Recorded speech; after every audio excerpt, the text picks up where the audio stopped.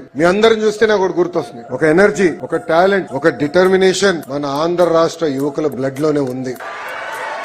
ఈ రోజు వేదికమైన కూర్చున్న వాళ్ళందరూ ఒకసారి మీరు గమనిస్తే ఈ రోజు ఈ స్థాయికి వాళ్ళు రాగెళ్లారంటే దాని వెనకాల చాలా ఒక త్యాగం ఉంది. హంపి గారు మాట్లాడుతూ పర్సివరెన్స్ గురించి చాలా అద్భుతంగా చెప్పారు. ఇక్కడ చాలా మంది తల్లిదండ్రులు అడుగునుండే స్పోర్ట్స్ నీకు అవసరమా, భవిష్యత్తు ఉంటుందా, ఇంజనీర్ అవ్వు, ఐటీ ఉద్యోగం తీసుకో, అంటే ఒక డాక్టర్ అవ్వు, అంటే ఒక ఐఏఎస్ ఆఫీసర్ అవ్వు, ఐపీఎస్ ఆఫీసర్ అవ్వు, అన్ని అవ్వకపోతే ఒక రాజకీయ నాయకుడు అవ్వు, కానీ స్పోర్ట్స్ అవసరమా అని అడిగారు. కానీ ఇక్కడ నేను మీకు ఒక విషయం చెప్పాలనుకున్నాను. ఒక పట్టుదల, ఒక కమిట్మెంట్ ఉంటే రాబోయే రోజులు మీరు కూడా ఈ వేదికమైన కూర్చున్న అవకాశం కలుగుతుంది.